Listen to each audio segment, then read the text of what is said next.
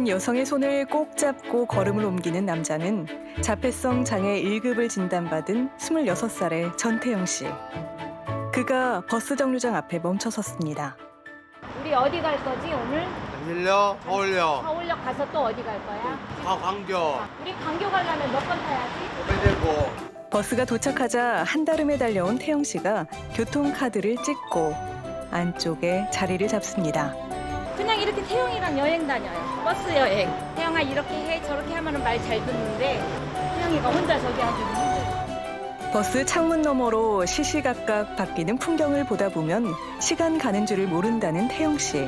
그가 찾은 곳은 서울의 한 지하 상가인데요. 이곳엔 태영 씨의 단골 식당이 있습니다. 앉아봐봐. 수제비. 수제비 먹을 거야? 저녁 메뉴는 수제비.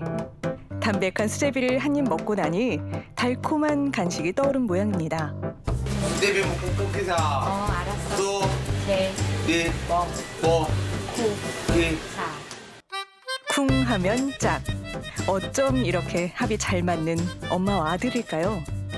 그런데 저 이모가 나는 처음에 부모님인 줄 알았어. 부모님이 아니래요? 예. 부모님 선생님이라 하대. 태용 씨의 곁을 지키는 사람이 엄마가 아닌 활동지원사 선생님이랍니다. 진짜 엄만 지금 어디에 있을까요? 이제 집으로 돌아갈 시간인데요. 이리 와. 너 그거 타면은 뭐 안 돼. 안 돼. 앗 타는 사이에 태용 씨가 다른 버스를 타버렸습니다. 신호 대기 중인 차를 간신히 뒤쫓은 끝에 선생님. 있는 친구가 혼자 타버렸어. 태영아, 너 약속 안 지켰어. 규칙 어겼어. 약속 잘 지킬게요. 약속은 잘 지킬게요. 알았어. 태영이 믿었는데 너 쉿.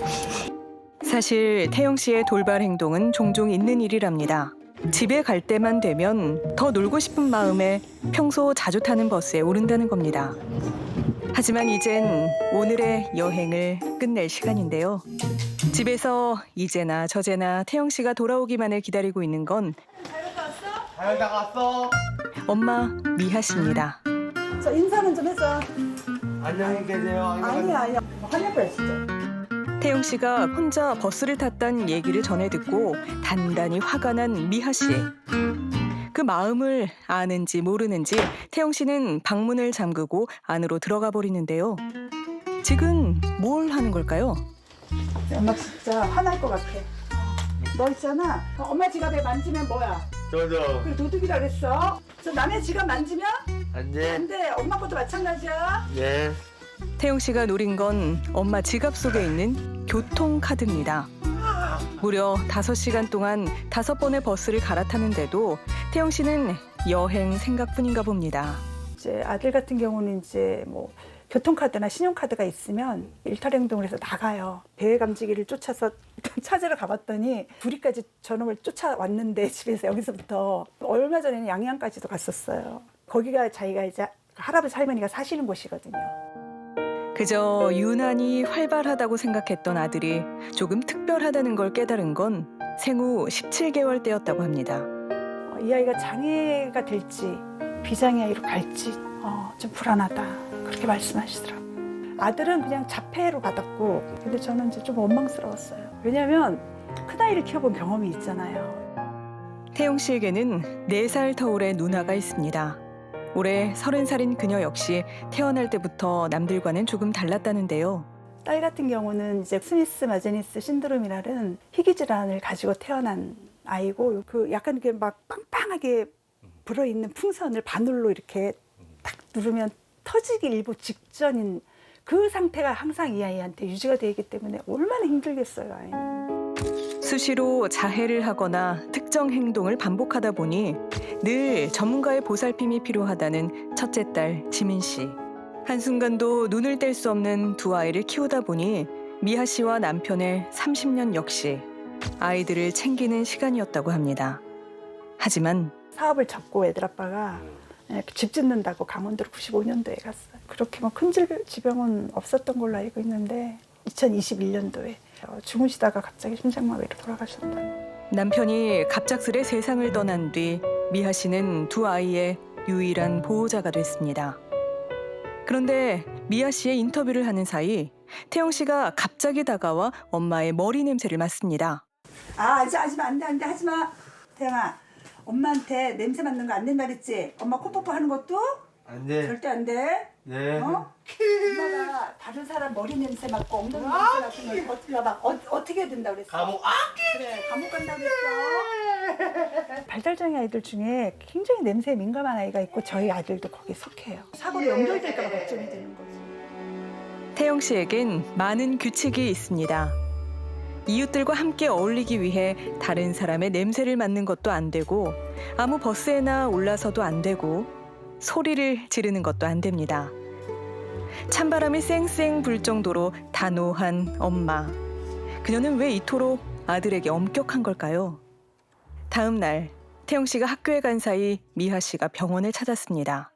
환자분 혈소판 또 떨어졌고 그러면 그건 안 좋은 거거든.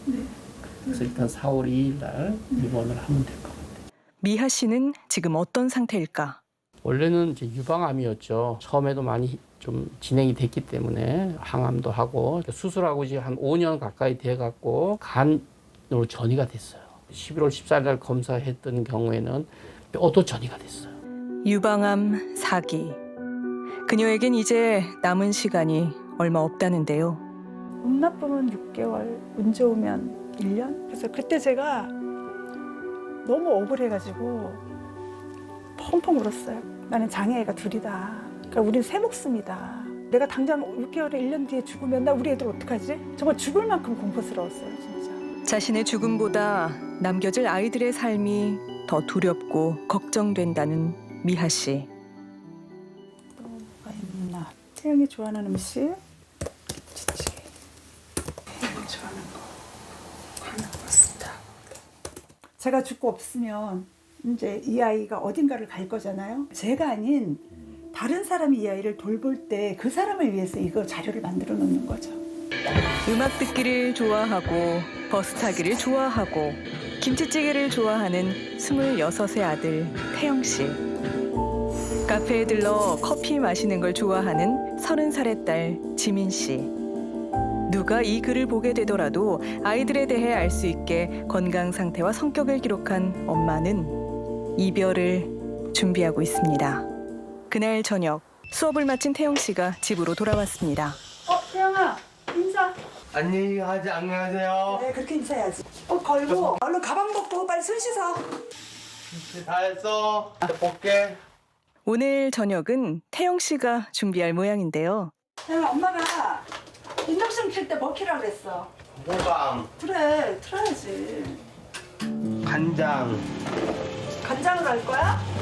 또 고추장. 마늘도 넣어야지. 마늘도 안 넣고요.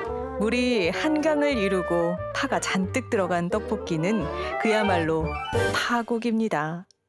하지만 말만 거두는 엄마는 태영 씨를 가만히 지켜보기만 하는데요. 10분 만에 뚝딱 만든 태영 씨의 떡볶이.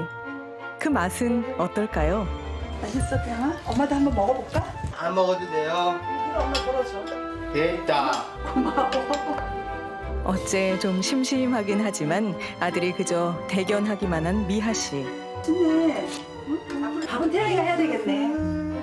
사실 태영 씨가 요리를 하기까진 뜨거운 연습이 필요했답니다. 처음에는 프라이팬 뜨거워졌나 볼 때 손을 이렇게 딱 대더라고요. 뒤었죠. 이게 물집 잡힌 적도 있었어요. 근데 그냥 내버려 뒀어요. 그러니까 그다음부터는 그렇게 안 하더라고요. 이런 것들을 살면서 이제 조금씩 익히는 거죠. 장애가 있는 아이들이 엄마 없이도 살 수 있는 세상. 그러기 위해선 도움이 필요한데요. 지난 8달 동안 미하 씨는 해당 지자체에 아이들의 자립을 도와줄 돌봄 지원 서비스를 요청해왔습니다. 그녀는 어떤 답을 받았을까? 장애인들도 그분들도 하나의 인격이고 또 그분들도 어느 정도 성년이 되면 자립생활을 원하는 것 같아요. 이 아이들을 우리 사회적으로 제도 개선이 안 된다면 어떻게 살아가겠어요? 저희 시도 지금 이제 이번에 장애인 단기 주거시설을 장소까지 다 돼 있고 예산 문제인데 이제 예산만 확보되면 바로 시행을 할 거예요. 너무 늦지 않게 이 약속은 정말 지켜질 수 있을까요? 며칠 뒤 엄마와 아들이 추억의 장소를 찾았습니다. 미아 씨가 시한부 선고를 받기 전 자주 찾던 바다입니다. 가 이쪽으로 와봐. 갈매기 보러 가자. 태영아, 다음에 대구도 또 오고 싶어? 그럼 누구랑 오고 싶어? 엄마. 네, 다음에 엄마가 못 오면 누구랑 왔으면 좋겠어? 박 선생님이랑? 네. 선생님 다음에 대구도 가요라고 얘기해. 네. 그리고 돌아서는 미하 씨가 한마디를 속삭입니다. 모든 데를 다 엄마랑 같이 다닐 수 있으면 얼마나 좋겠니.